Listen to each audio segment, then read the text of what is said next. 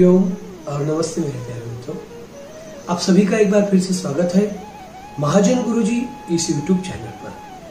मित्रों, आज हम बात करने वाले हैं अनंत व्रत के बारे में। भाद्रपद महीने के शुक्ल चतुर्दशी को इस अनंत व्रत का आचरण किया जाता है।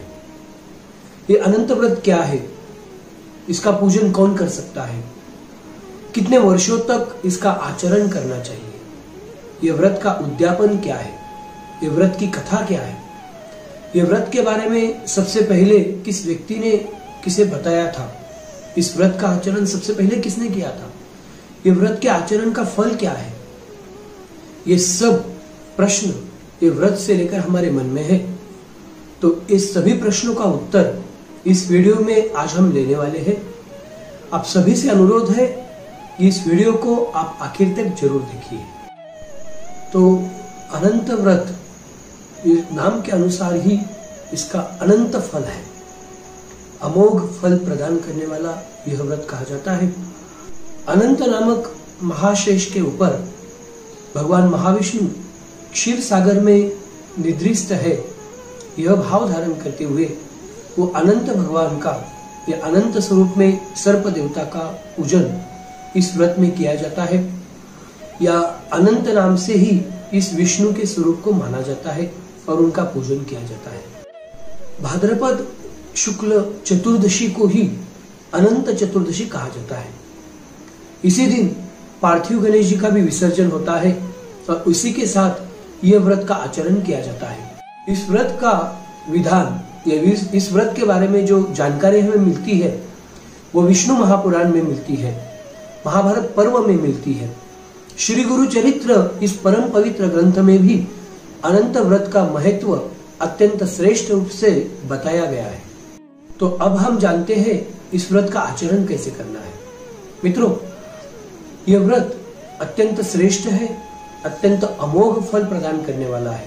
तो प्रातः काल में स्नान करके रक्तवर्ण वस्त्र का धारण करना है, लाल कपड़ों का धारण करना है, स्नान करके घर को शुद्ध कर लेना है।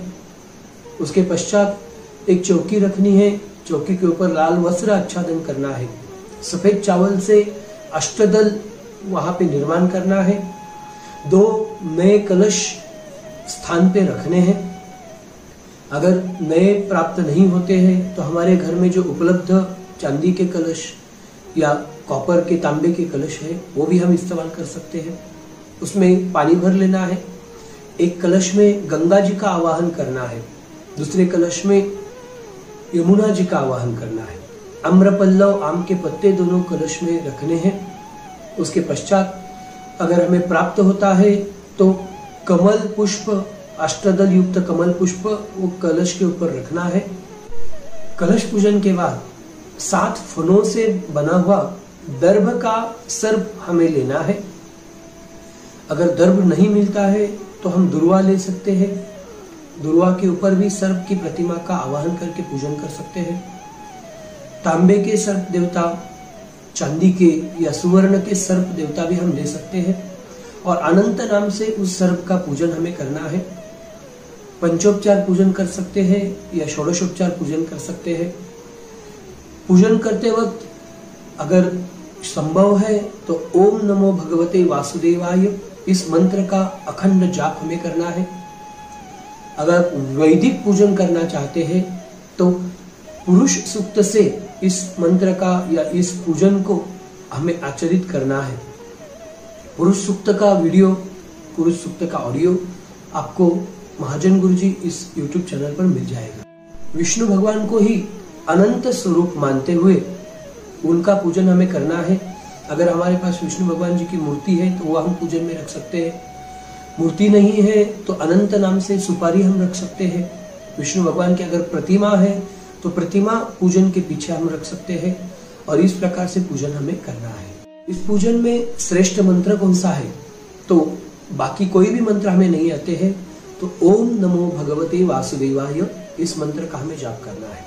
और इसी के साथ सर्प भगवान का अनंत नामक विष्णु का एक सर्वश्रेष्ठ मंत्र आपको बता के रखता हूँ, वो मंत्र का पाठ हमें पूजन के दौरान जरूर करना चाहिए। ये मंत्र है नमस्ते देव देवेश, नमस्ते धरणीधर, नमस्ते सर्वनागेंद्र, नमस्ते पुरुषोत्तम। ये अनंत स्वरूप में जो महाविष्णु बताए गए हैं उनका पिंगलाक्ष यह नाम अत्यंत श्रेष्ठ इस पूजन के लिए लिया गया है। उसी के साथ विष्णु का स्वरूप हमें मालूम है चतुर्भुज स्वरूप होता है।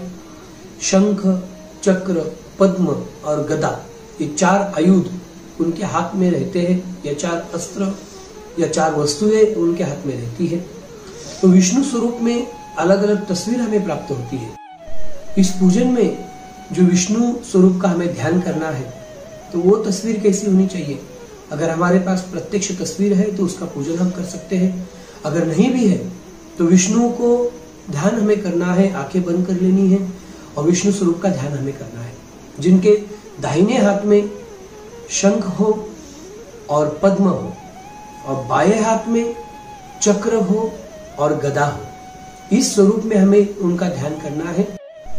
इस पूजन का और एक सबसे बड़ा महत्व है कि इसमें एक अनंत नाम से अनंत व्रत का एक दोरक रखा जाता है, जिसमें 14 गांठ लगाई जाती है और 14 गांठ लगाकर रेशमी धागा आप ले सकते हैं, उलन का धागा आप ले सकते हैं, लाल रंग की मौली ले सकते हैं।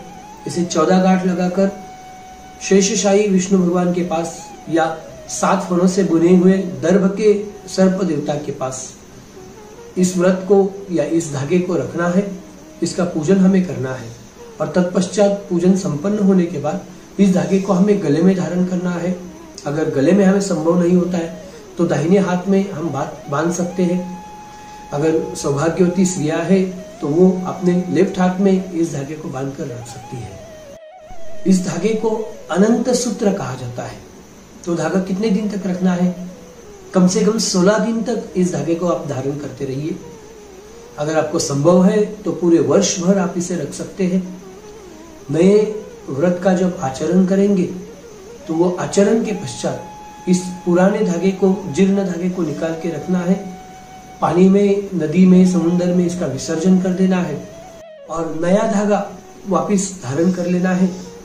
14 गांठ इस धागे को जरूर बांध के रखनी चाहिए, क्योंकि ये इस पूजन का सर्वश्रेष्ठ फल है। हम हमारे हाथों से ही इस सिद्ध किए हुए सूत्र को, इस सिद्ध किए हुए धागे को धारण कर सकते हैं और इसका पूजन भी कर सकते हैं। अब इस पूजन में भगवान जी को भोग कौन सा अर्पण करना है? तो भगवान को अत्यंत प्रिय केले का भोग पसंद है, वह हम अर्पण कर सकते हैं। पंजीरी का प्रसाद होता है, पंचामृत का प्रसाद है, वह हमें अर्पण करना चाहिए। बतासा है या अपूप दान है, इसका भी अत्यंत श्रेष्ठ फल बताया गया है। तो बतासे का भोग भी हम भगवान जी को अर्पण कर सकते हैं। हमें व्रत आचरण के दौरान पूरा दिन उपवास रखना है। जब शाम के वक्त पे सूर्यास्त के बाद हम व्रत को तोड़ेंगे या व्रत आचरण में भोजन करेंगे तो ध्यान रखना है कि नमक डाली हुई कोई भी चीज हमें ग्रहण नहीं करनी है। नमक से बना हुआ खाना खाना नहीं है। दिन भर भी नमक से बना हुआ खाना नहीं खाना है और जितना हो सके मीठा खाना आप खा सकते हैं, फल खा सकते हैं। अगर हम कोई भी व्रत करते हैं तो व्रत समाप्ति के पश्चात हमें दान जरूर करना चाहिए, क्योंकि दान करते हैं तभी पुण्य की फल की प्राप्ति होती है। तो ये व्रत में दान कौन सा बताया है? अगर हमने नए कलश पूजन में रखे हैं तो वो 2 कलश उचित सत्पात्री ब्राह्मण को दान करें। अगर हमारे घर के कलश है तो इस्तेमाल की हुई चीजों का दान कभी नहीं करना चाहिए, वो दान के स्वरूप में नहीं पकड़ा जाता है। और घी और गेहूं, इसका दान इस व्रत के लिए अत्यंत श्रेष्ठ बताया है। तो ये घृत और गेहूं, इसका दान आपको व्रत समाप्ति के पश्चात या ये व्रत से संबंध में आचरण करने के बाद हमें दान करना है। ये व्रत तो हमने जान लिया, अब व्रत का उद्यापन कैसे करना है और कितने समय तक हमें व्रत का आचरण करना है। तो शास्त्र मान्यता के अनुसार 14 वर्ष तक हमें इस व्रत का आचरण करना है। 14 अंक इस व्रत के लिए अत्यंत श्रेष्ठ बताया गया है। अगर हमें 14 वर्ष तक नहीं संभव है तो अपनी श्रद्धा से 1 साल तक, 3 साल तक, 5 साल तक, 11 साल तक भी आप इस व्रत का आचरण कर सकते हैं। लेकिन सर्वश्रेष्ठ व्रत उद्यापन के साथ अगर करना है तो 14 वर्ष करना अत्यंत श्रेष्ठ रहेगा, क्योंकि 14 वर्ष में 14 बार इस प्रकार का इस व्रत का पूजन का आचरण हम कर सकते हैं। उद्यापन में क्या करना है? सर्वतोभद्र मंडल का निर्माण करना है, इसके ऊपर 14 कलश का स्थापन करना है, नवनाग का पूजन करना है, अनंत स्वरूप में विष्णु भगवान का आवाहन करना है।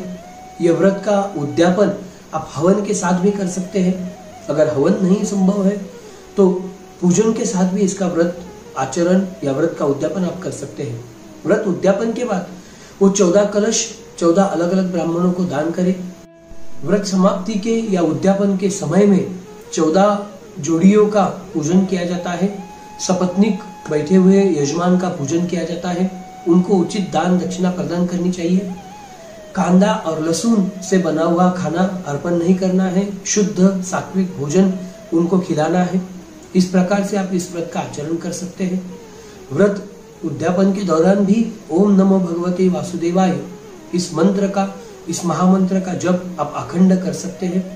अब जानते हैं इस व्रत को सबसे पहले किसने बताया था और किसे व्रत करने के लिए बताया गया था। महाभारत काल में पंडुपुत्र जो पांडव थे, उन्होंने द्यूत क्रीड़ा में अपना संपूर्ण राज्य गंवाया और उस राज्य गंवाने के बाद उन्हें 12 वर्ष का वनवास प्राप्त हुआ। और जब वो वन में भटक रहे थे तो भगवान कृष्ण जी को उनकी दया आ गई और भगवान कृष्ण उनके पास आकर पहुंचे और साक्षात भगवान कृष्ण ने अनंत चतुर्दशी के दिन अनंत व्रत के नाम से इस व्रत को करने के लिए युधिष्ठिर को बताया था।